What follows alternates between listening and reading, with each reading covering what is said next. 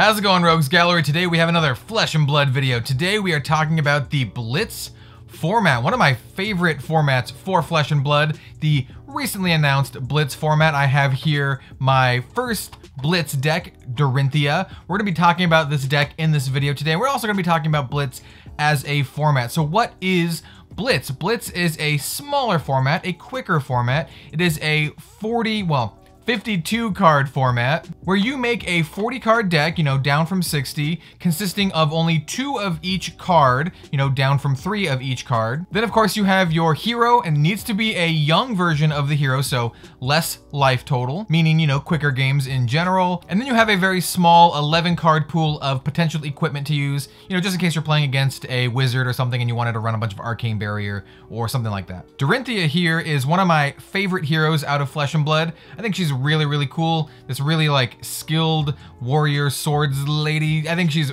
really sweet. And also she has excellent artwork, as you can see here, kind of, trying to get it not in the glare.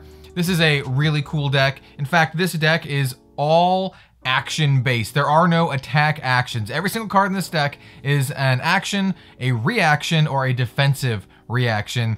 I think it's really sweet. So yeah, let's just get on with the deck tech portion of the video, talking about my Dorinthea Blitz deck. She's really cool. I also want to give a quick shout out to Travis and FAB Foundry. He has a YouTube channel. I will have a link in the description down below, as well as a local, at least local to me, Pacific Northwest, Portland, Oregon area, Flesh and Blood online store where he sells singles. I picked up some of the singles featured in today's video, actually, from his store, as well as the awesome cold foil Dawn Blade that I'll be showing off in the video too. So, if you're looking for Flesh and Blood singles, you live in the US, I would check out FAB Foundry. Also check out his YouTube channel as well. So yeah, let's get on with the actual deck tech now. So here we have my Dorinthea Blitz deck.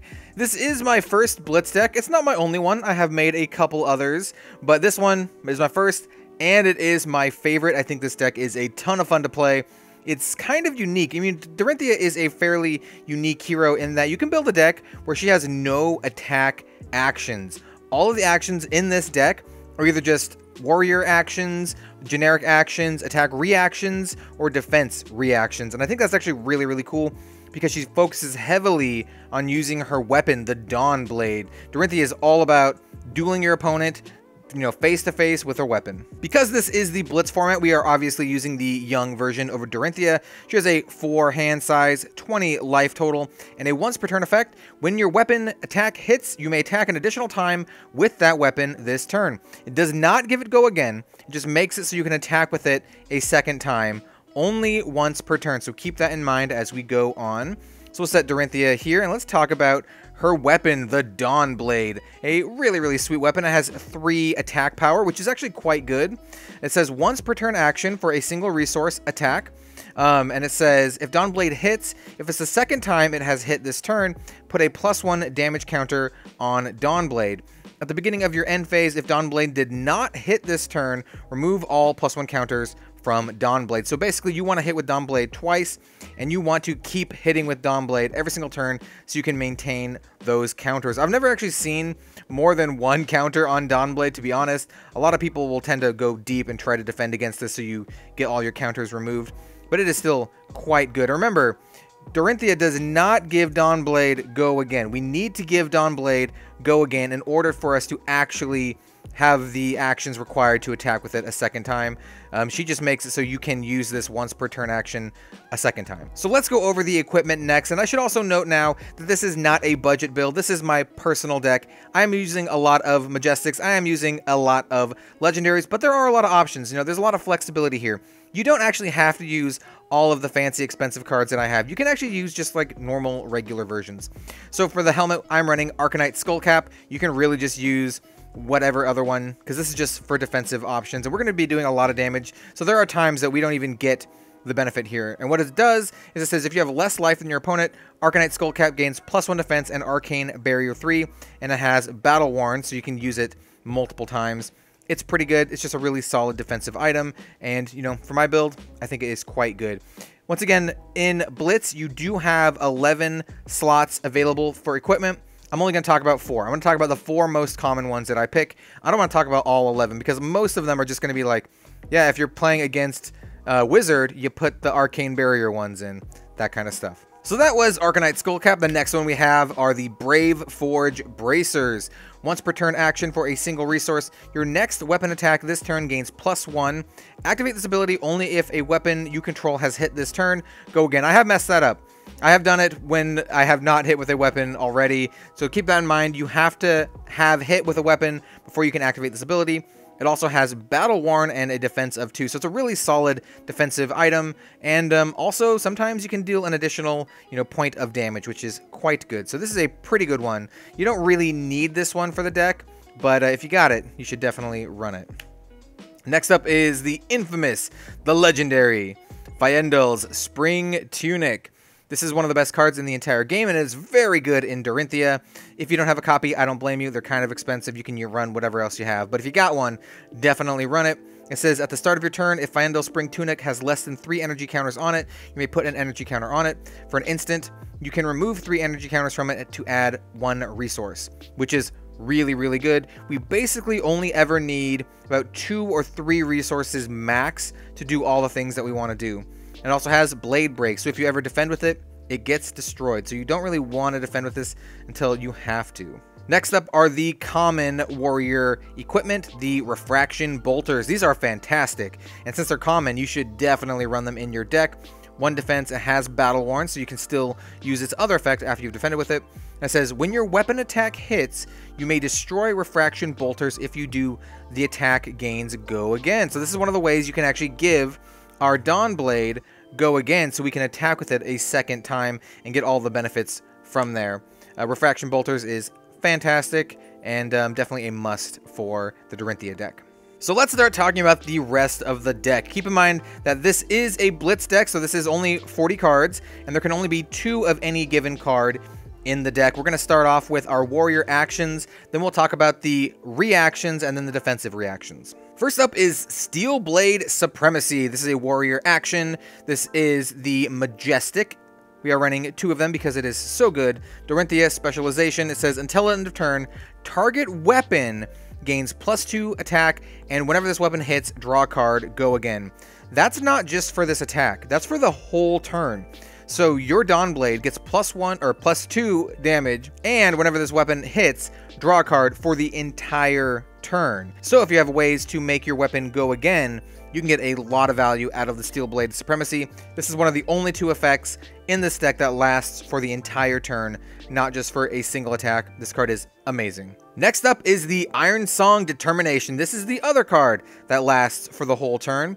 Warrior action for a cost of 0. By the way, the other one cost 1 to play. Most of the cards in our deck only cost a single resource to play. There are some that cost a little bit more, or 0. Iron Song Determination costs 0. It says target weapon gains +1 and dominate until end of turn. For the whole turn, your weapon gains +1 and dominate. It has Go Again. It has a yellow pitch value. Obviously, we're running 2 of these. This card is fantastic. Giving dominate to our weapon, you can really, really push a lot of damage through, and that's what we want to do. We want to push a lot of damage and hit multiple times. And if not multiple times, then 1 really, really big hit. So those are some of the fancy cards. Let's talk about some of the really common basic cards. We got Sharpened Steel, very common, very basic card. Costs 0, has 3 defense. This is the red pitch version. It says your next weapon attack this turn gains +3, go again. I'm running the red. I am running the yellow, which is +2, and I'm also running the blue, which is a +1. This card is actually really, really good. Drop this, maybe drop your Steel Blade Supremacy, and then, go to town. Start dealing some damage to your opponent. I really like this card a lot, especially because it costs 0 to play. I'm a very big fan of the low resource cost cards. Very similar to Sharpened Steel, we have Warrior's Valor. For a single resource, your next weapon attack this turn gains +3, and it also gains, if this hits, The attack gains go again, and then this also has go again. 3 defense value, I'm running the red, the yellow, which is the same but only a +2, and the blue. Once again, a very, very good card. Probably a key card to the deck, I would say, because it gives our weapon the ability to go again, so we can attack a second time and get that all-important counter on the Dawnblade. And I also want to mention right now that I think the best going rate for these type of effects in terms of damage is a +3 damage for 1 resource on a red pitch. If you can go lower, for example, a +3 for 0, you're getting into the rare air, you're getting into good territory there. And the final warrior action is the Nature's Path Pilgrimage. Very similar to the other ones, your next weapon attack this turn gains +3, and if this hits and you have no cards in your arsenal, reveal the top card of your deck. If it's an action card, you may put it face down into your arsenal. Go again. Absolutely fantastic, just giving you a little bit more options, putting, the top card of your deck into your arsenal if it is an action card. And, we're running a lot of action cards here. And like I said, the good going rate is +3 damage for 1. We are running 2 of the red pitch versions. And the last chunk of the deck, and it's a big chunk here, are our reactions. Remember, reactions do not require action points to play. They are reactions in the combat step. Let's start talking about the attack reactions first. First up, we have another one of Dorinthea's specializations, the Singing Steel Blade. This card is super cool. Has a cost of 1, pitch value of 2, 3 defense. It says target weapon attack gains +1. Reprise. If the defending hero has defended with a card from their hand this chain link, which is very, very common, search your deck for an attack reaction card, so basically any of the cards we're going to talk about going forward. Banish it face up, then shuffle your deck. You may play it this chain link. Super, super good. We're running 2 of these. So, your opponent, say you attack them with your weapon, you got your +3 damage on it or whatever, and they choose to defend with 2 cards from their hand.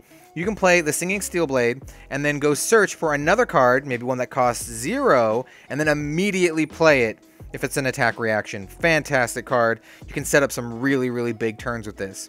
Which leads into Glint the Quicksilver. This is a warrior attack reaction. 3 defense, 3 pitch value, cost of 0, and it says target weapon attack gains go again. Reprise. If the defending hero has defended with a card from their hand this chain link, draw a card. Man, going from Singing Steel Blade into Glint the Quicksilver is absolutely fantastic. So, this will pump it a little bit. Then you're going to go search for your Glint the Quicksilver. Give your weapon go again, which is fantastic for attacking again. And then you also get a draw card because, you've already reprised once. You get to reprise a second time. Glint the Quicksilver is fantastic. Even outside of that, just for 0, giving your weapon go again if you need to. Just, absolutely fantastic. Next up is another one of my favorite cards in the deck, Iron Song Response. It's a pretty innocuous card, but it's done a lot of damage for me. So this one is a warrior attack reaction, cost of 0, defense of 3. This is the red pitch version. It says reprise. If the defending hero has defended with a card from their hand this chain link, target weapon attack gains +3. Once again, +3 for 0 is fantastic. I'm running both the red and the yellow pitch versions of this card. I think it's still worth it running the yellow pitch to get that additional +2 damage and being able to search for this with the Singing Steel Blade. If you need to do the extra damage, getting an extra +3 damage is absolutely fantastic. Next up is Stroke of Foresight. This is kind of has a bunch of stuff we've been talking about already. Cost of 1, 3 damage. Like I said, 1 for 3 damage is what we want to be looking at, or or less. 0 for 3 is also fantastic. Defense of 3. It says reprise. If the defending hero has defended with a card from their hand this chain link, draw a card, then put a card from your hand on the top or bottom of your deck. That's not too bad. You get to kind of get a little bit of card selection there.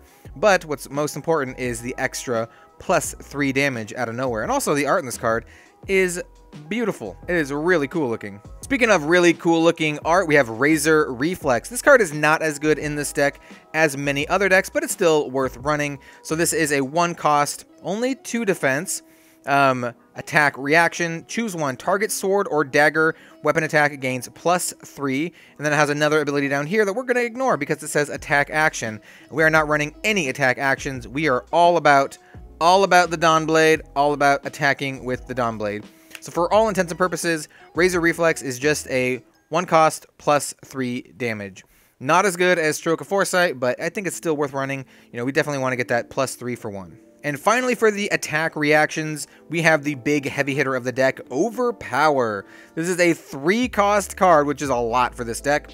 3 defense. This is the red pitch version. It says target weapon attack gains +4. That's not too bad. And it says reprise. If the defending hero has defended with a card from their hand this chain link, this attack gains +2. So that's a +6. That's really good. That can turn your regular Dawnblade into a 9 damage attack. Very, very good. We are running the red pitch and also the blue pitch, mostly because we'll just pitch it for its value. But, you know, if we need to, we can get a additional +4 out of this. It's not too bad. I think Overpower is one of the cards that I'm looking to cut more because I really like having a lean deck, but it does come in handy. You know, getting that +6 is pretty good. And the final card of the deck, and the only defense reaction we have, is Steelblade Shunt. I like this card a lot. It's a pretty interesting one. It costs 1 to play. It says, if Steelblade Shunt defends a weapon attack, deal 1 damage to the attacking hero. And 1 damage is kind of a big deal in Blitz, where you only have 20 health, or you're, playing Kano and you have 15 health. So 1 damage is a good chunk of life here. Also, it just has a really high defense cost of 6. 6 for the red, 5 for the yellow, and 4 for the blue. Still really good. Defending for 4 is still pretty good. I'm running the full gambit of the Steelblade Shunt. This card is really good against almost any hero except for Kano. If you're playing with Kano, there's no sideboarding in Blitz, so you would just use these as resources. But against other heroes, block their weapon, smack them for 1. Pretty good. So that was my Dorinthea Blitz deck. I really like this deck. I've been having a lot of fun playing with it. I've so far had a lot of success with this deck. I might make some tweaks here or there, but I think it's actually in a really good spot. Dorinthea is my go-to hero for Blitz, at least for the time being. And I really, really love the format. Getting the really quick games in is just awesome. Get more games in, get more practice, try out some new decks. Because of the lower life total, maybe new strategies will appear. Let me know what you think of the Blitz format, what you think of good old Dorinthea here. She is fantastic. And of course, if you liked the video, then maybe leave a like, comment, subscribe. Check out my Patreon. I do have some Patreon tiers where I give some cards back to you. You can choose what card game I give you, Flesh and Blood, Pokemon, Force of Will. I also have some card game tiers where I give booster packs to you, so check that out as well if you'd like to support me directly. But without further ado, thank you very much for watching, and I will see you next time for some more card game content. We'll see you later.